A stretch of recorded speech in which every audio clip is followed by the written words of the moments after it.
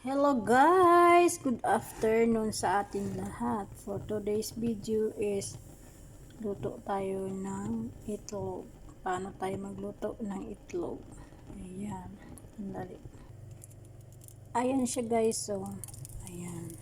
Kasi nilagyan na natin yung mantika yung kanina guys. Luto tayo ng itlog ng pangtanghalian natin. Ayan. Wala yan asin guys. Ayan. Ayan. Ganito lang yan siya guys. Paano tayo magluto ng itlog?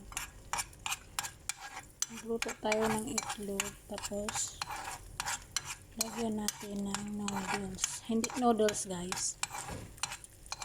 Yung fried noodles.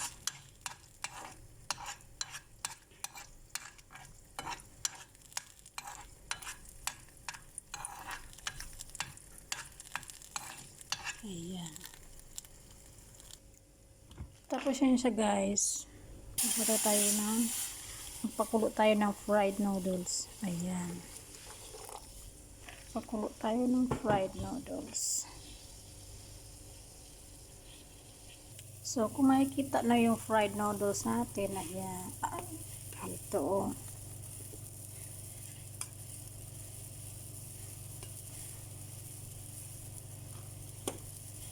Ayan.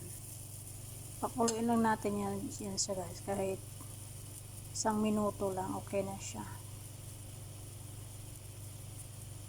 Kita yan. Tapos itapon na natin ng sabaw yan, diba guys, kung fried noodles. Pancit canton ba? Tawag yan. Fried noodles, pancit canton sa atin. Ayan.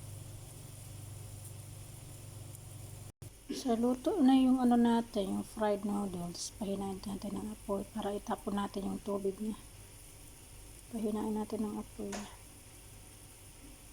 Ayan siya guys. Pahinain natin ng apoy niya. Ayan. So, itapon natin yung tubig niya guys. So, natapon na natin yung tubig niya. Ilagay natin yung ingredients niya. Ayan. Kung makita, di ba may ingredients ang pancit canton? Yung fried noodles.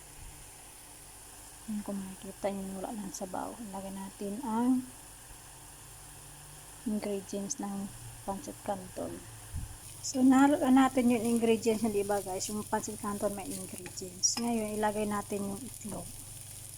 Yung itlog na pinirito natin kanina. Na scramble egg natin, ganun. Ayan. Ganun ako nag-scramble egg guys. Ayan.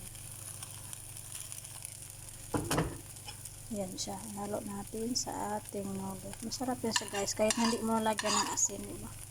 Ang itlog na ganito, huwag nyo nang lagyan ng asin. May lasa naman yan. Yung noodles, may ano na yan. May ingredients siya, diba? So, kung makikita nyo yan. So, ito na yung ulam natin kanina na iluluto guys. Diba? Pancit canton with itlog. Scrambled egg. Ayan siya guys. Yan, masarap siya kahit na hindi mo lagyan ng asin yung itlog. Kasi yung ingredients ng pancit canton, diba? Fried noodles. May ingredients naman yun. Kompleto. Ayan siya guys. Hanggang dito na lang tayo guys. Ang ating na kunting video natin yan. Thank you for watching.